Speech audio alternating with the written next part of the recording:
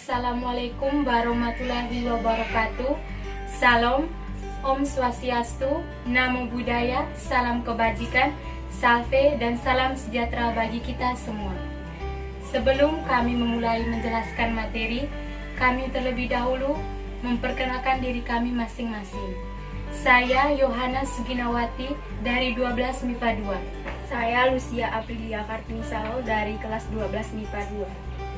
Saya Oswaldus Putra Fernando dari kelas 12 MIPA 2. Berikut ini kami akan menjelaskan materi kami pada KD 3.7, menganalisis hasil penelusuran, informasi mengenai pembuatan dan dampak suatu produk dari makromolekul.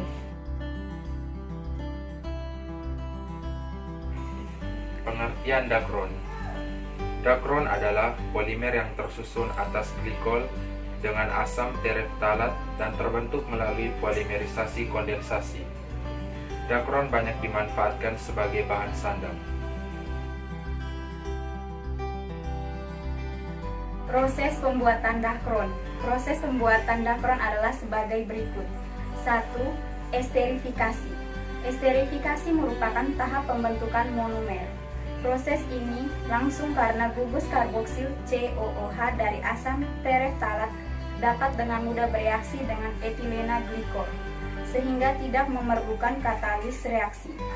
Proses esterifikasi diawali dengan pemompaan larutan homogen yang mengandung asam tereftalat murni, etilena glikol, kobalt asetat, asam fosfit, diantimon trioksida, dan titanium oksida ke dalam reaktor.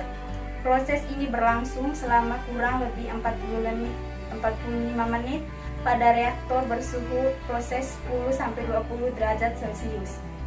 Dalam proses ini akan dihasilkan produk sampingan berupa air yang dapat menghambat kesetimbangan reaksi dan menghambat hasil. Untuk itu, air perlu dihilangkan dari proses dengan dipompa agar dihasilkan berat molekul monomer yang besar.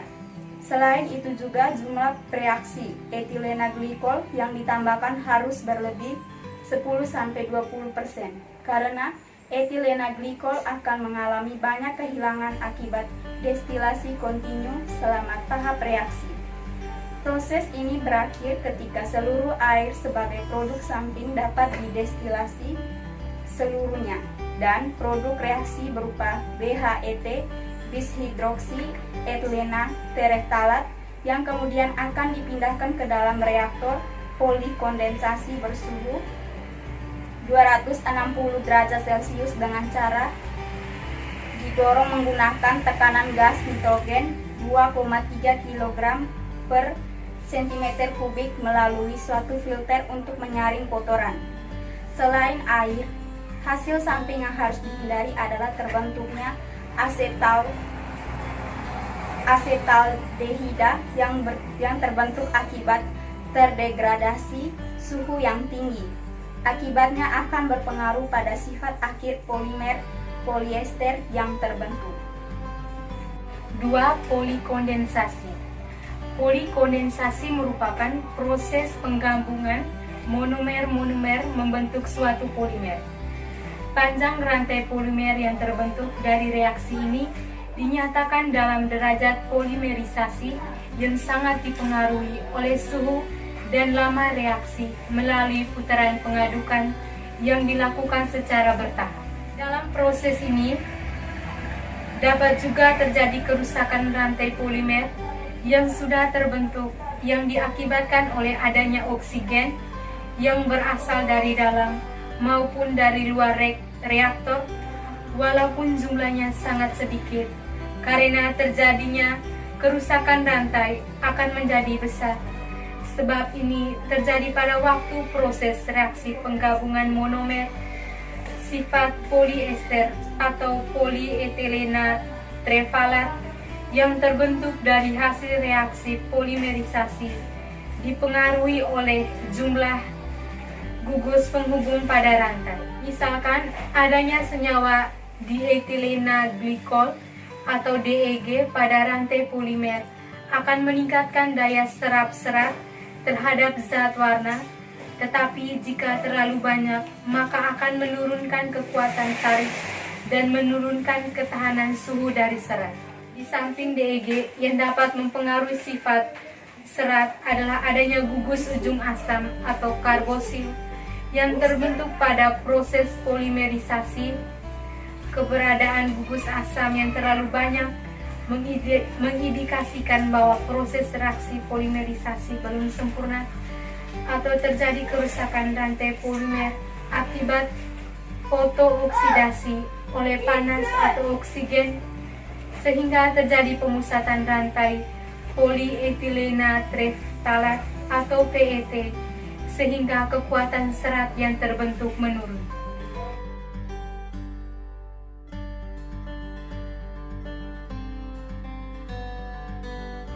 Sifat dan fungsi dakron. Sifat dakron. Sifat bahan dakron yaitu mempunyai daya serap yang rendah. Itu menunjukkan kalau dakron bisa kering dengan cepat. Selain itu, dakron terkenal dengan bahan yang kuat, lentur, tidak mudah rusak. Fungsi atau kegunaan dakron. 1. Sebagai serat plastik. 2. Sebagai pita perekam magnetik. 3. Sebagai balon cuaca. 4. Sebagai bahan utama dalam pembuatan kerajinan tekstil. 5. Sebagai kemasan minuman. 6. Sebagai pembuatan kaca jendela pesawat terbang.